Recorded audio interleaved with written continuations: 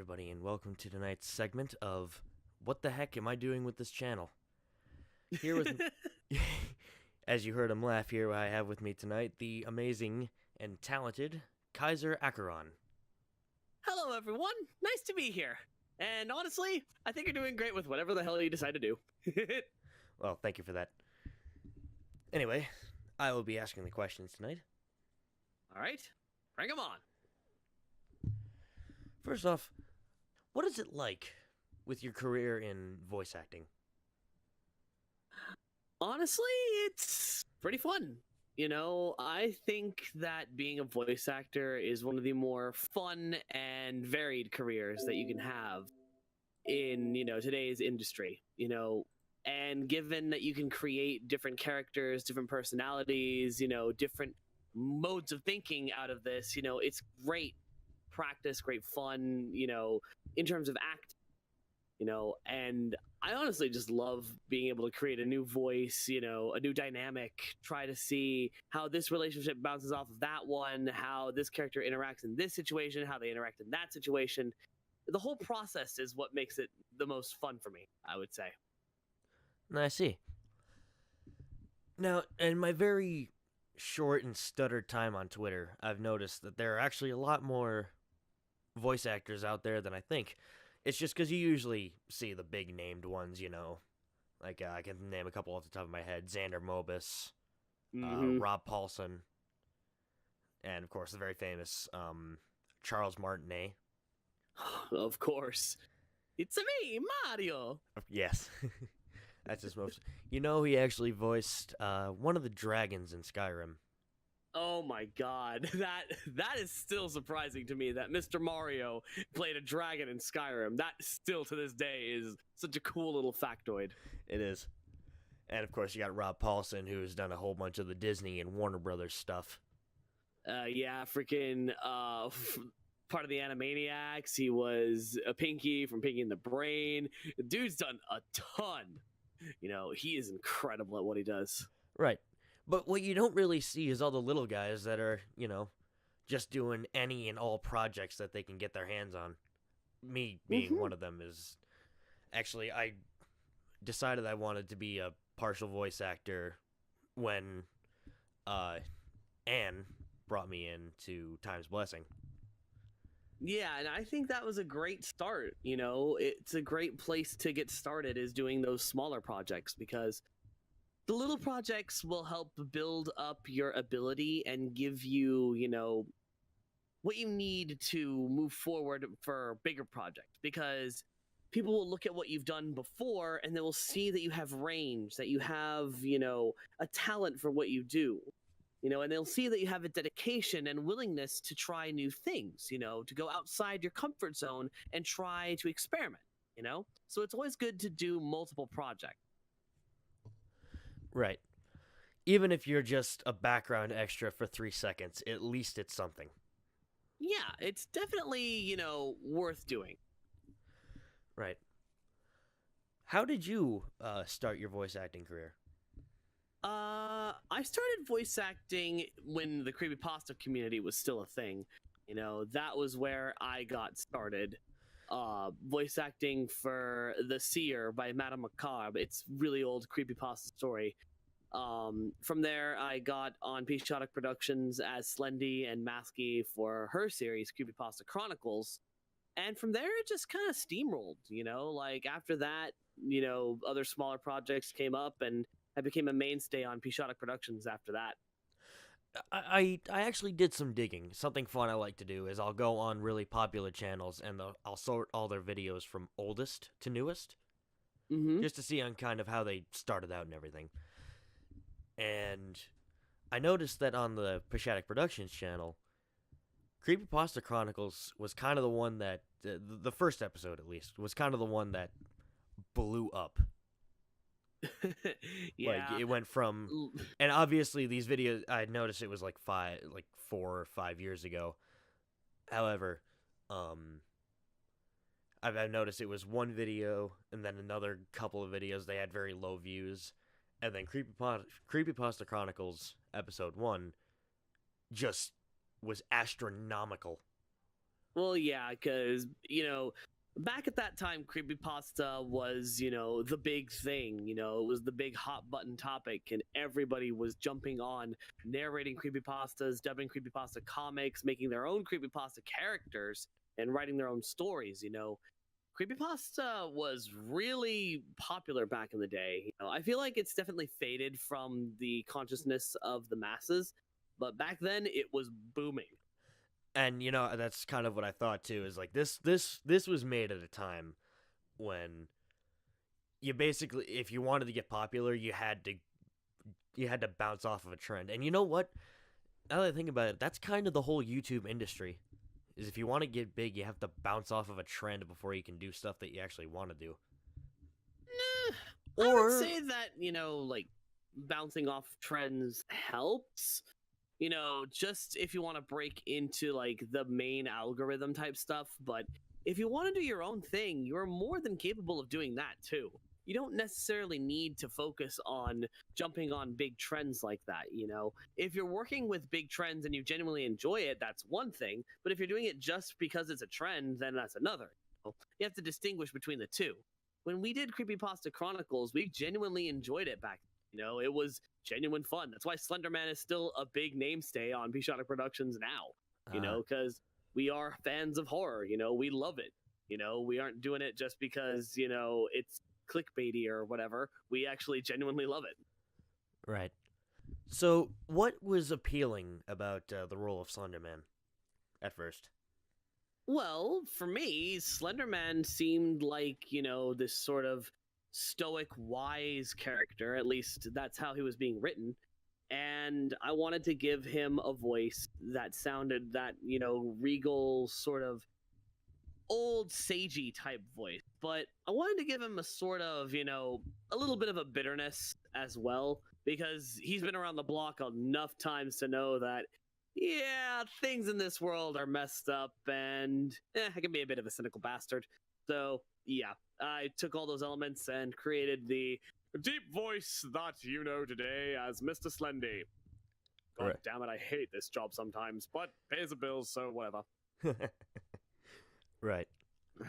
Speaking of paying the bills, it seems that you've made actually quite a good position for yourself in the YouTube spectrum. Well, I definitely can admit that, doing Let's Plays has helped me financially. It helps me to buy groceries for the family. It helps me to pay bills like, phone and health and stuff like that. This is my job. I gotta work hard to make money to live, and right. That's why I try to put as much out there as possible. I love what I do, and it helps me to survive, so it's a win-win all around. Well, and from a personal perspective, that you're doing a great job in that. I appreciate that, and I'm thankful that so many people are gravitating towards this concept. I was honestly terrified, when I first started out, because the whole thing started as a joke. Fireblaze made this comment, what if Papyrus played, I Am Bread? And I'm like, that would be so ridiculous. Let me give it a try. And from there, just the idea just kept going, and it steamrolled after that. Then I was playing horror games as Blueberry, and then I decided to do Cuphead as Mugman, and from there it kept going, to where I am now, where I'm playing Resident Evil 2, Doom, and now Hollow Knight on the channel. So it's like, I didn't know where this was going, and I still don't, but I love the direction it's heading. I'm just along for the ride at this point. It's really an interesting concept. Having all these main characters from other games or other characters playing a video game and reacting to it, how they would. I definitely I love the idea behind it, and you execute it very well. Thank you. It's that I've loved the idea of Let's Playing since I first discovered it. Back in the early days of PewDiePie and Markiplier and Jacksepticeye. The old days of YouTube. That seems to be where a lot of other Let's Players have stemmed from. They were young, like me.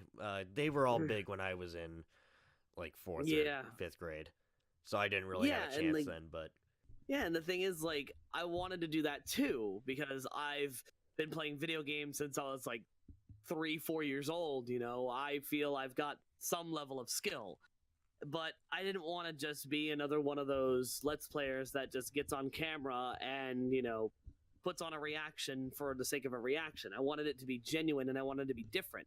So I thought, what if video game characters or characters that I voiced played their own game? And that's where a lot of the initial brainchilds for my Let's Plays come from. That's where Shovel Knight playing Shovel Knight came from, Mugman playing Cuphead, stuff like that. Right.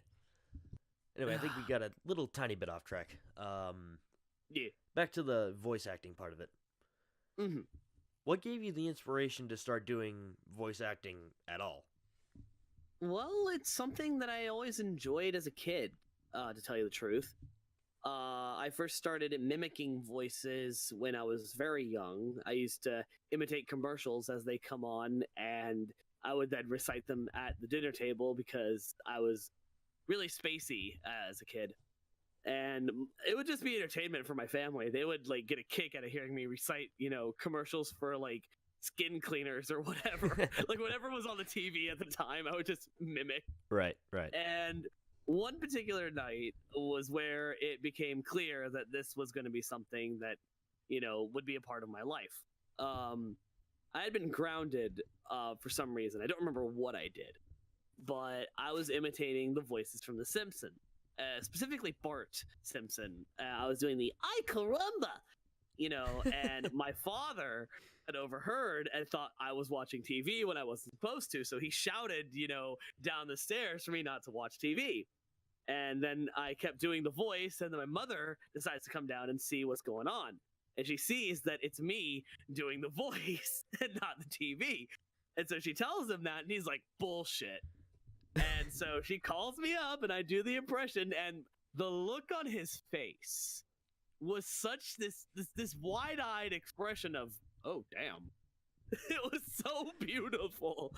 And just from that moment on, it became clear to me that I would want to do something where I could make funny voices and make people laugh.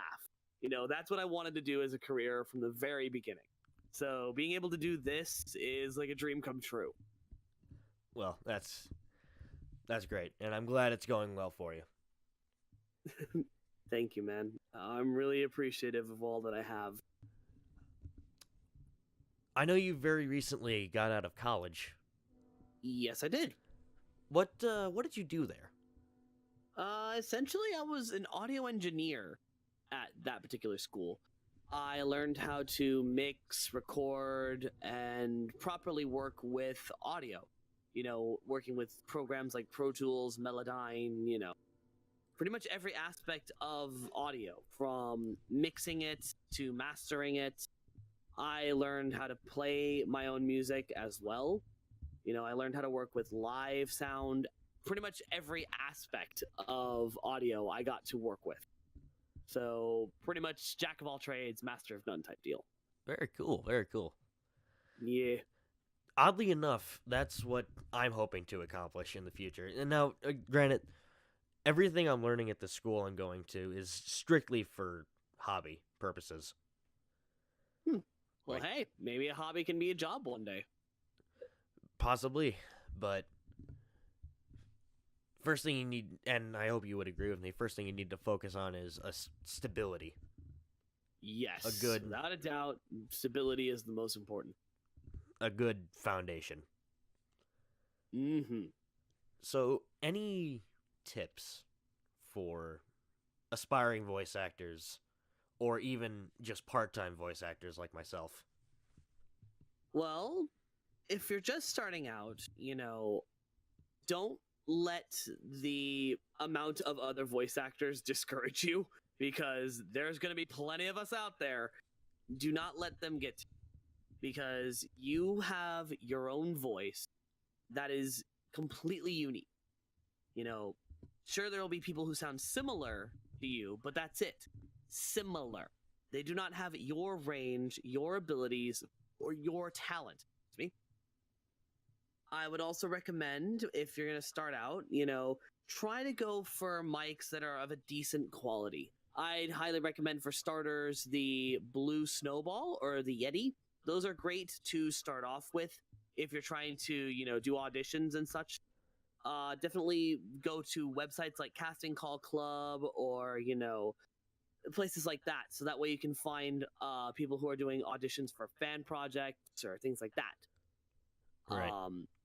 And always remember to take care of your vocal cords. Try not to scream too heavily at first, because if you scream too much, too often, you're going to give yourself vocal tears. And the last thing you need is to lose a voice because you were pushing yourself too hard. Now, I've done that.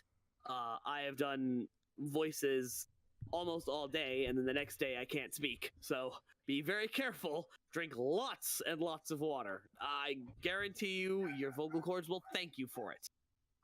If not that, then I'd recommend lemon tea with some honey. That's also a good thing to drink to keep your vocals, nice and warmed up.